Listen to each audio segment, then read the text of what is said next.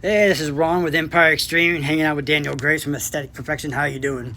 I'm doing very well, thank you. Happy to, well, actually, I was going to say be back in Harrisburg, but this is actually my first time here ever in my 25 plus year career, so I'm happy to be here for the first time. Oh yeah, nice. How's the tour going so far? With obviously with Priest and Julian K. I know it's just starting, but how's the few shows that you've done so far? Yeah, I mean, we're already a third of the way in, and so far everything's been going fantastic. Great crowds, great turnouts. Couldn't ask to be on tour with better people. Ryan and Julian K, fantastic, not just musicians, but really professional people, easy to work with, and same goes for Priest. I mean, I've toured with both of them before. So Julian K back in 2009 and Priest in Europe back in 2018. Oh yeah, nice. Yeah. We're actually friends and family with Priest guys and Julian K.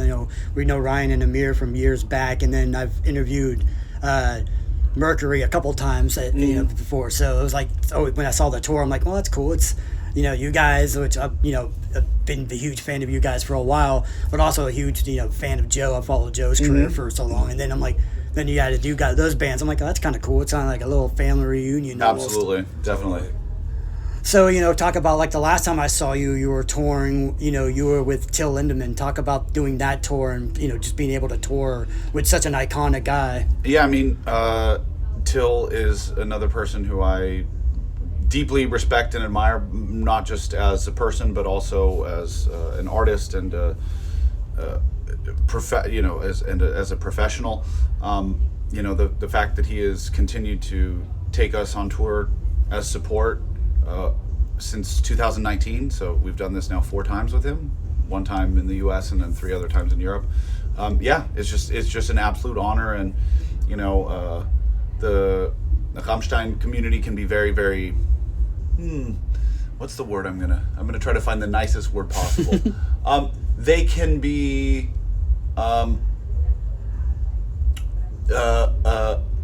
not overwhelmingly positive to artists who are not already part of the sort of Rammstein world and community. And they have welcomed us with open arms, and we're super, super grateful for Till for bringing us into that world, and to all the people who have accepted us there. Yeah. But with that though, that's kind of interesting, being the fact that you're saying that the Rammstein fans are like kind of okay, these guys, but then you also have somebody who's plays with Till, with Joe playing with that stuff like that. They don't even give you kind of a little bit of leeway. Well, they have a guy that's done stuff with Till. I mean, the thing is that like the first tour that I did with them, Joe was playing for me. He hadn't joined Till's band yet. Oh, okay. And it's not even that they were standoffish towards us. It's just, I'm able to sort of take the temperature in a room and on the internet, and definitely before the beginning of that tour, there were sort of like murmurs on the internet, like, who the hell are these guys, and why do we want to see them? We only care about Till, and that type of thing. And this is not exclusive to the Rammstein fandom. I think it's like when you have a band like Rammstein with such a deep history, and also a dedicated community that is on a really global scale, you'll find that those types of people aren't really too interested in anything else. Like they consider themselves Rammstein and Till fans, and that's really it. So the fact that we were able to sort of like win them over, nobody was booing us, but I've seen it happen to other bands. Yeah. So that's what I mean. I feel like we're very, very lucky, very, very blessed. Yeah, I mean, you see that with a lot of bands. Bands have opened up for big people, like, you're opening for Kiss, and somebody's like, going, boo, you don't like these guys. I thought the best one I saw was, I can't remember who they opened for, but I remember the Deftones opened, and everybody was booing, and Chino was like, yeah, the bad thing about this is your kids are going to buy my records, and you're going to pay for that shit. Yeah. I mean, it's 100% true, but that's just what I mean. It's like, it's not just a Rammstein thing. It's kind of fandom culture thing. So I'm glad that nobody was whipping beer bottles at us. Yeah, yeah, and then like I said, especially with with the kind of show that Rammstein and Till bring with all the extra craziness and stuff like that, it's kind of like I said, when you guys do that, how was it like being that first time working with Till or going on a tour with Till, being the fact that like you said, they're such a huge band and you're playing like obviously the first time you played with them was in Europe. Yeah, I think probably the best way to describe it would be just to tell a little anecdote about day one. We were playing in Hanover at a place called the Swiss Life Hall, and I think it holds about 6,000 or 7,000 people. It was sold out. Till was not there for his own sound check. He arrived later for reasons I never really understood, but as soon as he arrived, before going into his backstage or anything like that, he came up onto the stage while we were setting up and sound checking, and greeted every single person in my crew, shook my hand, asked me if I needed anything, and if I ever needed anything that I should come directly to him. Now, I've gone on tour with a lot of bands that are bigger than mine, and none of them have been so, gracious and hospitable. And so just sort of that initial act, the first time, I mean, it was not the first time I'd met him, but it was the sort of first time I'd been, now I'm in his world, on his stage, and this is the way that he treats me. It was, gave me a whole new level of respect for him, and then made me lose a lot of respect for people that I have worked with in the past that were not so gracious. Oh yeah, it's just, it seems like a lot of that is definitely like European. Like the European people are just tend to usually be a lot more nicer than, not all European bands, but well, Germans are by nature quite cold. They're not like particularly warm and embrace you with open arms. They take time to open up, which I have kind of come to appreciate after living and working there now for 20 plus years and being really, really sort of enmeshed in the culture at this point. But I think really what made that moment with Till so special was not because of his nationality or anything like that, or I didn't feel like it was a cultural thing. I just thought it was a thing that, like, this person their ego doesn't need to kind of impress upon everybody in the room, like, hey, this, I'm the boss, this is me. Like, I know a lot of people, like I said, who are in bands that are much smaller that feel like they need to puff themselves up and make themselves look important, boss people around, treat people poorly, that type of thing. When you've got somebody who's literally in the upper echelons, one of the biggest rock bands in arguably world history, right? Like, that person can be polite and gracious and go and shake every single person's hand from the top to the bottom, right? Yeah. I think that's a character thing, and I don't think it really has anything to do with the culture, because I've also met some Germans who have no interest in talking to the hoi polloi down below. Yeah, but so is that something that you kind of put, since that happened, is that something you put in your kind of field whenever you have anybody that's, if you're headlining and you got other bands, you kind of like, I got that nice, welcome. Is it something that you kind of put in your life too? Like I want to do that to other bands as well? I mean, yes, but it wasn't just that experience. It's because, I had so many negative experiences at the beginning of my career, so I almost had like reverse role models, right? Like people that I saw and I'm like, I don't want to be anything like them. So I will say though that as time goes on, over the years, you start to ask yourself, like, is being friendly helping me get ahead, or is it actually hurting me? But then when you see somebody at the very top who is able to remain gracious and polite and welcoming, it's like, actually, no, you don't have to be a dick. So it sort of confirmed the path that I had put myself on. Oh, yeah. And then with the band, for anybody who is listening who might not know the band, how would you explain the type of music and or like the band's aesthetic and stuff like that altogether? I mean, I kind of coined this term industrial pop. I don't even know if I made it up, but it's something that I've like wholeheartedly embraced over the last few years because I feel like it's like a great Venn diagram of like everything that I do, because I grew up listening to pop music, and then as I got older, that's when I sort of discovered the underground and, you know, became a big part of the industrial music scene.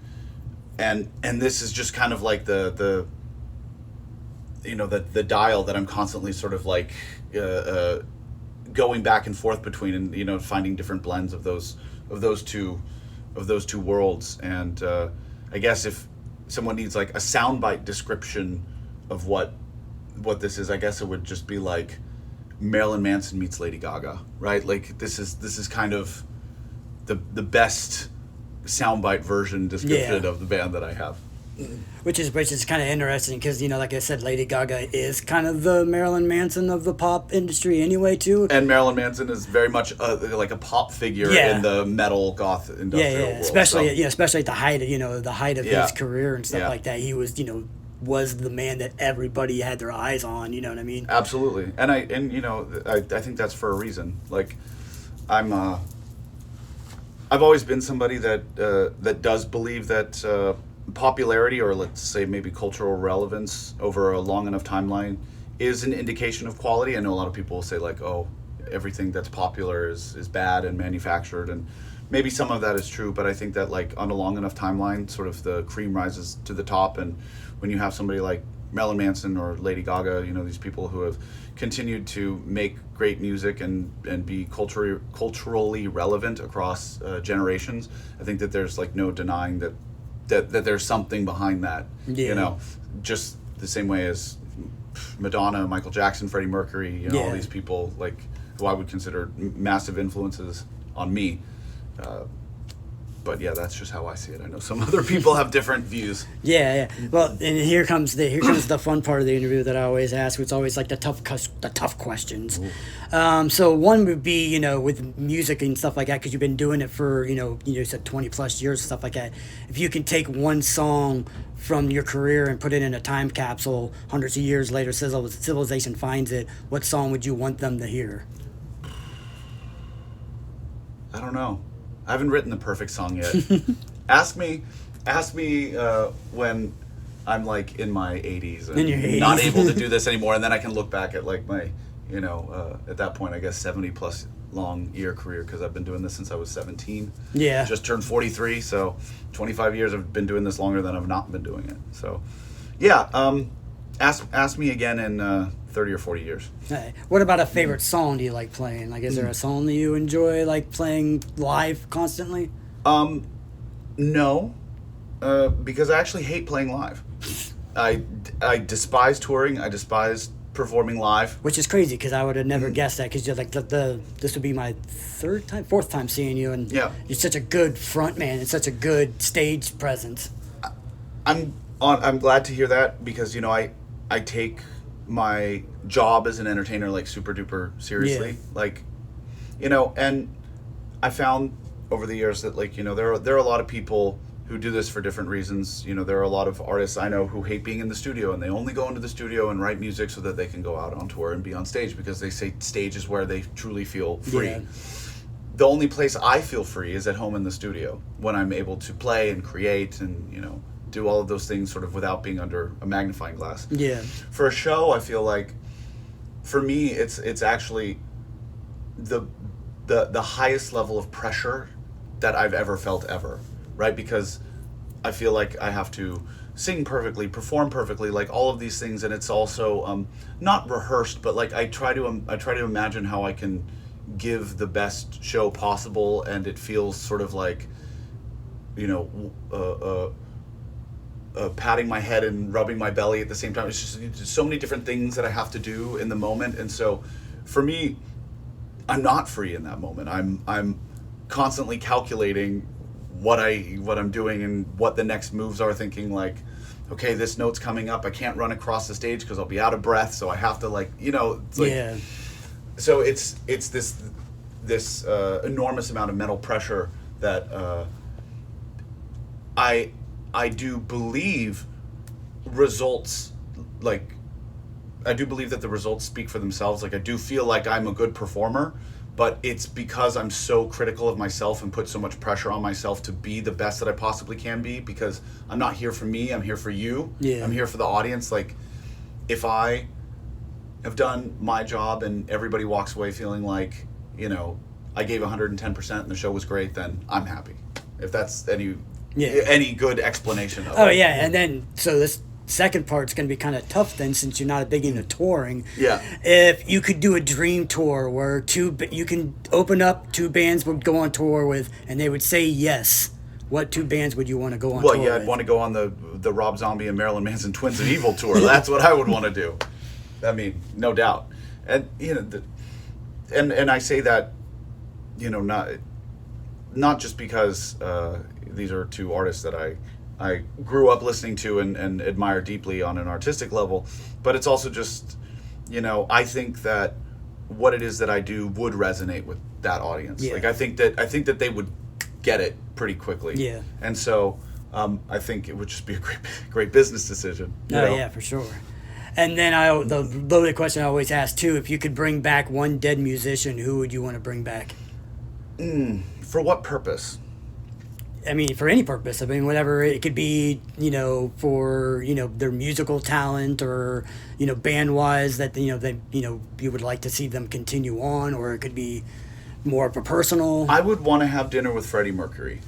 I would want to talk to him about how he coped with all of the stress, because I know that he also was not like the biggest fan of touring and had a lot of trouble performing. And I think that you know, again, this is like somebody that you see on stage and you're like, this person looks like they're having the time of their lives. But you know, I think a lot of really great performers do struggle with a lot of the same things that I do. And maybe speaking to somebody who has been such an inspiration for me would help me kind of make more peace with it. You know, I'm 43 now. I don't feel the same way about it now as I did, you know, 20 years ago. 20 years ago, I was just miserable and constantly drinking just to cope. And I'm not doing that anymore. But you know, it's still a process, right? Yeah.